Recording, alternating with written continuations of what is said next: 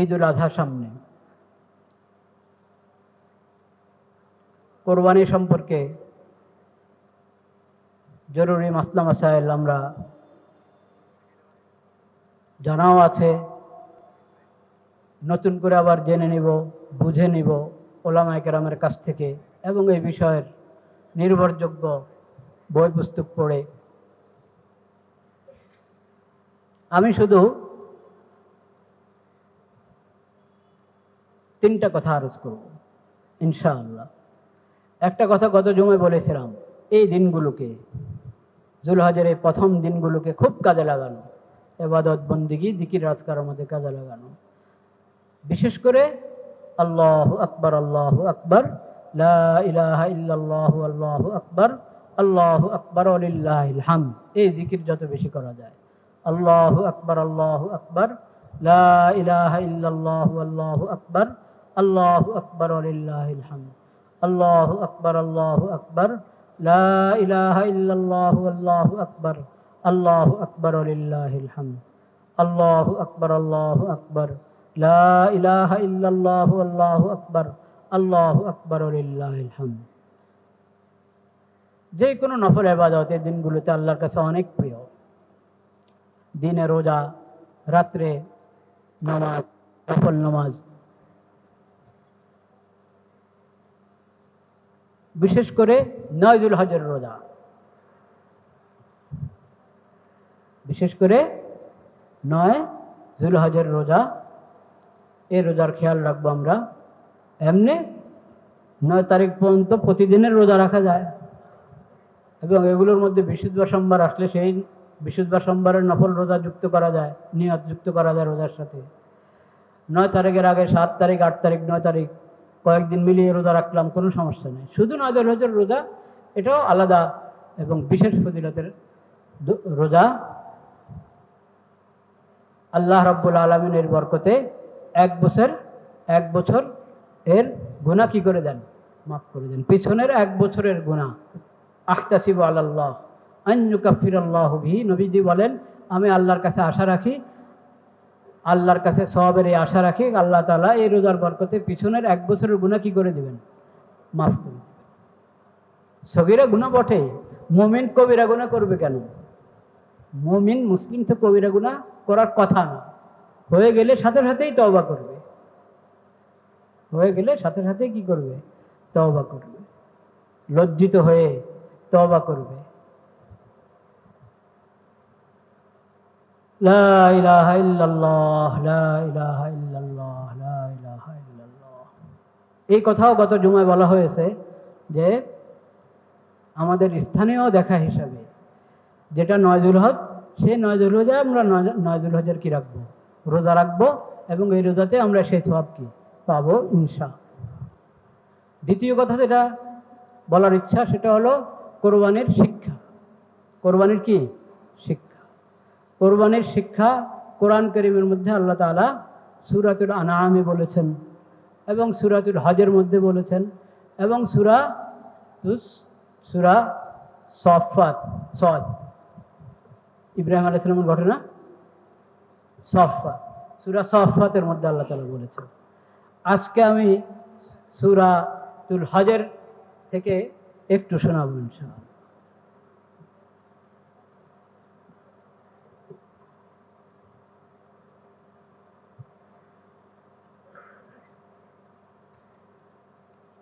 লা ইলাহা ইল্লাল্লাহ, লা ইলাহা ইল্লাল্লাহ। ولكل أمة جعلنا منسكا ليذكروا اسم الله على ما رزقهم من بهيمة الأنعام فإلهكم إله واحد فله أسلموا وبشر المخبتين الذين إذا ذكر الله وجلت قلوبهم والصابرين على ما أصابهم والمقيم الصلاة ومما رزقناهم ينفقون والبدن جعلناها لكم من شعائر الله لكم فيها خير فاذكروا اسم الله عليها صواف فإذا وجبت جنوبها فكلوا منها وأطعموا القانع والمعتر কাযালিকা সাখখারনাহা লাকুম লাআল্লাকুম তাশকুরুন লান ইয়ানালাল্লাহা লুহুমুহা ওয়ালা দিমাউহা ওয়ালাকিন ইয়ানালুহুত তাকওয়া মিনকুম কাযালিকা সাখখারাহা লাকুম লিতুকাব্বিরুল্লাহা আলা মা হাদাকুম ওয়া বাশশিরিল মুহসিনিন। আল্লাহু আকবার, আল্লাহু আকবার, লা ইলাহা ইল্লাল্লাহু আল্লাহু আকবার, আল্লাহু আকবার ওয়া লিল্লাহিল হামদ। এখানে সূরাতুল হজ 22 নম্বর সূরা, এটা 17 নম্বর পারায় আল্লাহ রাব্বুল আলামিন কুরবানির প্রসঙ্গে আমাদেরকে স্মরণ করিয়ে দিয়েছেন শাআইরের কথা, ইসলামের প্রতীক, ইসলামের নিদর্শন, ইসলামের আলামত। যেই সব আমল ঈমান এবং ইসলামের প্রতীক, ঈমান এবং ইসলামের আলামত বহন করে, ওগুলাকে আল্লাহ নাম দিয়েছেন শাআইরুল্লাহ, আরেক নাম দিয়েছেন হুরুমাতুল্লাহ। আল্লাহ নির্দেশ করেছেন, হুকুম দিয়েছেন যে এইসব শাঈরাহ, শাঈরার বহুবচন কি? শাআইর, মানে ইসলাম এবং ঈমানের যত নিদর্শন, যত কিছুকে আমি নিদর্শন হিসাবে ঘোষণা করেছি, এগুলোর সম্মান তোমাদের জিম্মায় জরুরি। তো কোরবানির পশু, কোরবানির ইবাদত, এটাও ইসলামের কি? শাআইর, ইসলামের ঈমানের বহুত বড় আলামত। এখান থেকে কোরবানির ইবাদত থেকে আমরা শিক্ষা পেলাম যে শাআইর ইসলাম, শাআইরুল্লাহ, এসব কিছুর যথাযথ সম্মান প্রদর্শন করতে হবে। কোন ইসলামের কোন নিদর্শন নিয়ে, ইসলামের কোন প্রতীক নিয়ে কোনো উপহাস করা যাবে না, অবমূল্যায়ন, অবজ্ঞা করা যাবে না, সেটা কুফর হবে। সেটা কি হবে? কুফর হবে। আর ইসলামের প্রতীকগুলো সম্মান, ইকরাম, মহাব্বত, শ্রদ্ধা, এটা হলো ঈমানের আলামত। অন্তরে তাকওয়া আছে, এই কথার আলামত। তো আল্লাহ চাচ্ছেন যে তোমাদের অন্তরে শাআইরুল্লাহর সম্মান থাকুক, যাতে বোঝা যায় তোমাদের অন্তরে আল্লাহর ভয় আছে, তাকওয়া আছে।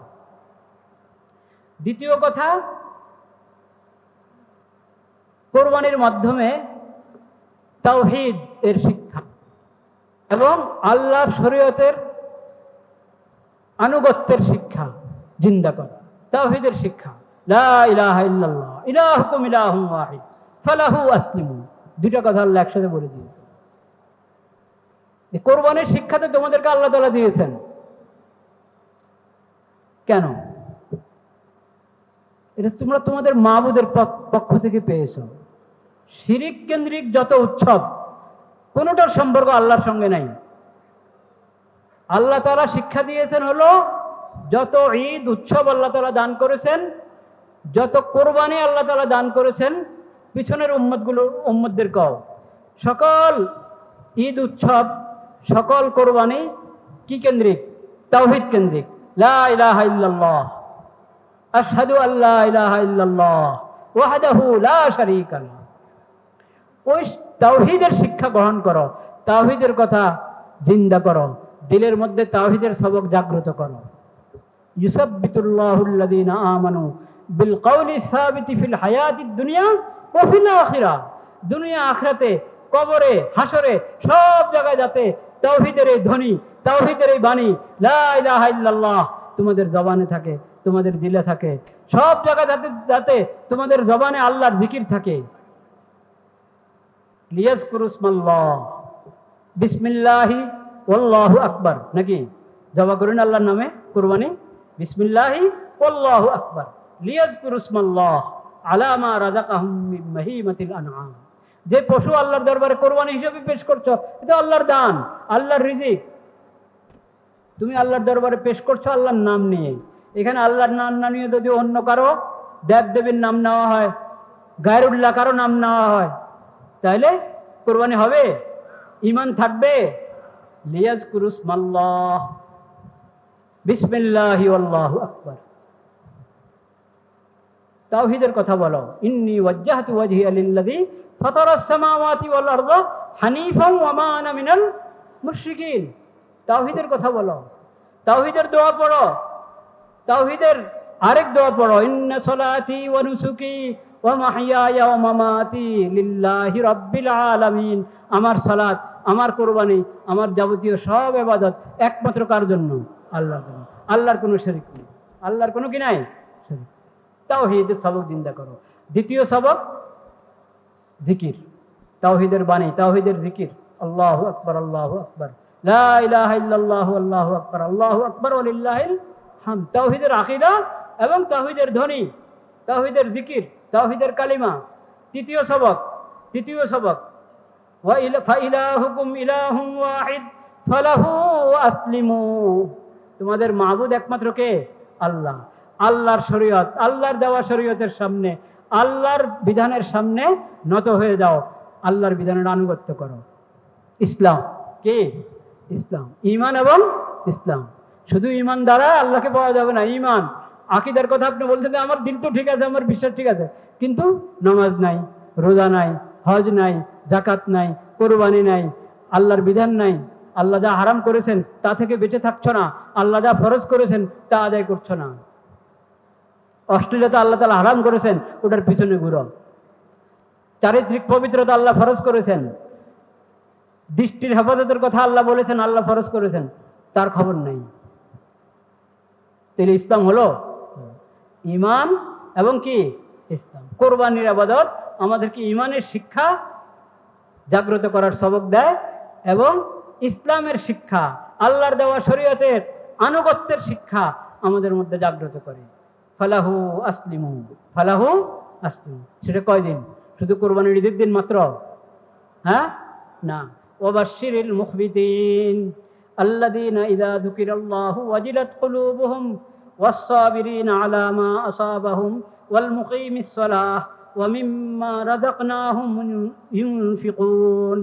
এটা শুধু কোরবানির দিন না, তোমার পুরো জীবনে 24 ঘন্টার জিন্দেগিতে, তোমার শুরু থেকে জীবনের শেষ পর্যন্ত যখনই আল্লাহর নাম আসবে, আল্লাহর বিধানের কথা তোমাকে স্মরণ করিয়ে দেওয়া হবে, আল্লাহর শাস্তির কথা তোমাকে স্মরণ করিয়ে দেওয়া হবে, আল্লাহর সামনে হিসাব দিতে হবে, এই কথা যখনই তোমাকে স্মরণ করিয়ে দেওয়া হবে, ওয়াজিলাত কুলুবুহুম, সঙ্গে সঙ্গে তোমার অন্তর ভয়ে প্রকম্পিত হবে, দিলের মধ্যে কম্পন সৃষ্টি হবে। হ্যাঁ, কথা তো ঠিক, আরে আল্লাহর সামনে তো আমাকে দাঁড়াইতে হবে না, এরকম অবহেলা করা যাবে না, এরকম দুষ্টামি করা যাবে না, শয়তানি করা যাবে না, অপরাধ করা যাবে না, পাপাচার করা যাবে না। সতর্ক হও, সতর্ক হও। আল্লাহর বিধানের কথা তোমাকে স্মরণ করিয়ে দেওয়া হচ্ছে, আল্লাহর শরীয়তের কথা স্মরণ করে দেওয়া হচ্ছে। অন্যের উপরে, অন্যের ইজ্জত আবরুর উপরে হামলা করা, আক্রমণ করা দূরের কথা, শুধু কুদৃষ্টি, কুদৃষ্টি না এমনি দৃষ্টি দেওয়া, কুদৃষ্টি না সুদৃষ্টি, এটা তো মনের বিষয়, কে জানে। এজন্য আল্লাহ বিধান দিয়েছেন, তাকাবেই না তুমি, নজরকে হেফাজত করো। মুমিনদেরকে বলো তারা যেন দৃষ্টি নিচের দিকে দেখে, না আমার চোখে দোষ নাই, আমার দিল ভালো আছে, আমি তাকাবো না। দিল ভালো না খারাপ ওটা পরের হিসাব, প্রথম কথা হলো তোমার দৃষ্টি নিচের দিকে রাখো, দৃষ্টি নিচের দিকে রাখো। আরে মেয়া, বালেগ হলে, বালিকা হয়ে গেলে, বাচ্চি মেয়ের বয়স, হ্যাঁ, যখন সে প্রাপ্তবয়স্ক হয়, প্রাপ্তবয়স্ক হলে 15 বছর না, 15 বছরের আগেও যদি প্রাপ্তবয়স্ক হওয়ার কি পাওয়া যায়, আলামত পাওয়া যায়, সেটা বালেগ, বালিকা। 13 বছরও হয়, কেউ 12 বছর, 11 বছরও হতে পারে। এটা 15 বছর হলে তো বালেগ হয়ে গেল। যদি অন্য আলামত পাওয়া যাচ্ছে না বালেগ হওয়ার, 15 বছর বয়সে বালেগ হয়ে যাবে। হুজুররাও ওয়াজ করে যে যখন বয়স 7-8 বছর, কিন্তু দেখতে দেখতে কারো কুদৃষ্টিওয়ালাদের, যাদের অন্তরে দোষ আছে, সমস্যা আছে, ব্যাধি আছে, তাদের জন্য আকর্ষণের কারণ হতে পারে। এখন তখন থেকে পর্দা করায় দাও, তখন থেকে কি করাও, পর্দা করাও। হ্যাঁ, আপনারা বলেন যে না 18 বছরের আগে তো বালেগ হয় না, 18 বছরের আগে বালেগ হয় না।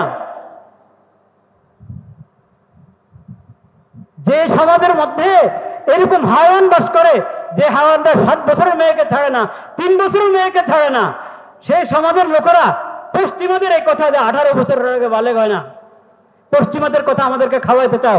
আমাদের নবীজির শিক্ষা, আমাদের ইসলামের শিক্ষার খবর নাই। হুজুররা ডেকে ডেকে তোমাদেরকে বলেন, মিম্বরে মিম্বরে বলেন, বেশি বললে তো তার মিম্বরে শেষ হয়ে যাবে।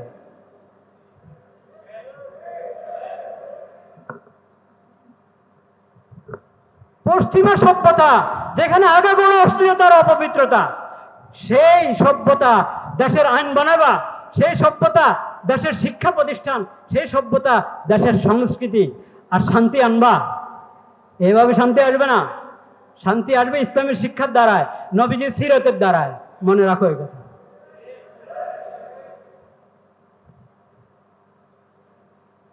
তো শরীয়ত তো বলেছেন, সূরাতুন নূরে পড়েন, আপনি সূরাতুন নূরের মধ্যে পড়েন, আল্লাহ তাআলা বলেছেন, হে নবী, আপনি মুমিন পুরুষদেরকে বলেন তারা যেন নজরের হেফাজত করে, দৃষ্টি নিচের দিকে রাখে, এদিক সেদিক না তাকায়, অপাত্রে না তাকায়। এবং মুমিন মহিলাদেরকে বলেন তারা যেন দৃষ্টির হেফাজত করে। তাহলে পর্দা, চোখের পর্দা পুরুষ মহিলা উভয়ের জন্য কিনা? উভয় শ্রেণীর জন্য কিনা? নবীদের এই শিক্ষাটা আমাদের সংসদ ভবনে উচ্চারিত হওয়া দরকার কিনা? আমাদের মন্ত্রণালয়ে, আমাদের সচিবালয়ে উচ্চারিত হওয়া দরকার কিনা?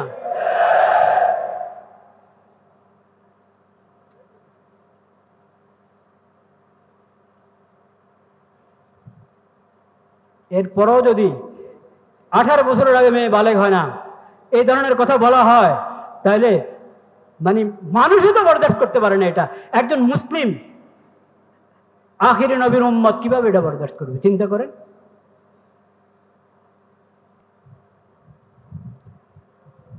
লা ইলাহা ইল্লাল্লাহ। ভাইরা আমার, আল্লাহর দোহাই দিয়ে যখন তোমাকে বলা হবে, আল্লাহর বিধানের নাম দিয়ে, আল্লাহর শরীয়তের নাম দিয়ে যখন বলা হবে, এটাকে অবজ্ঞা করবে না। তোমার অন্তরে ভয় আসতে হবে, তোমার অন্তরের মধ্যে, তোমার দিল, তোমার অন্তর ভয়ে প্রকম্পিত হতে হবে। ওয়াজিলাত কুলুবুহুম ওয়াস-সাবিরিনা আলা মা আসাবাহুম ওয়াল মুকিমিস সালাহ ওয়া মিম্মা রাযাকনাহুম ইউনফিকুন। বাস ভাই, বাকি কথা আল্লাহ হায়াত রাখলে পরে হবে ইনশাআল্লাহ। শেষ কথা যেটা বলবো, 3টা কথা বলবো বলেছি না, শেষ কথা যেটা বলতে চাচ্ছি, কোরবানির ইবাদত তো আমরা করবো ইনশাআল্লাহ, কিন্তু পরিষ্কার পরিচ্ছন্নতা সেটাও ইবাদত কিনা? কোরবানির ইবাদত করলাম কিন্তু পরিবেশ নোংরা করে রাখলাম, খারাপ করে রাখলাম। হ্যাঁ, নির্ধারিত জায়গায় সবকিছু রাখবো, ময়লা ফেলবো, হ্যাঁ, যাতে পরিবেশ কি না হয়, নষ্ট না হয়। যথাযথ সাফাই, যথাযথ পরিষ্কার পরিচ্ছন্নতা, এটা ইমানের অঙ্গ, এটার আমরা খেয়াল করবো ইনশাআল্লাহ। জি,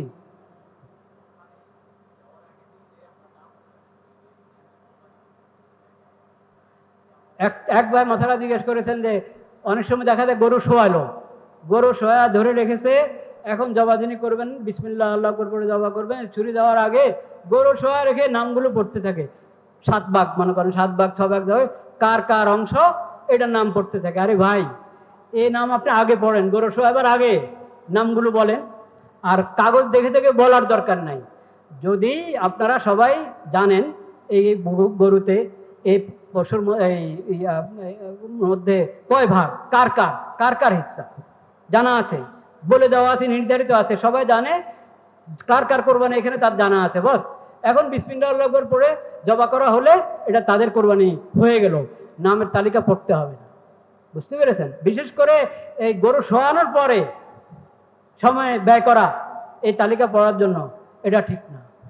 সব প্রস্তুত রাখবেন, প্রস্তুত হয়ে গরু বা যেই জানোয়ারে আমরা জবা করছি, হ্যাঁ, এবং ধারালো ছুরি ব্যবহার করতে হবে যাতে কষ্ট না পায়, যাতে কি কষ্ট না পায়।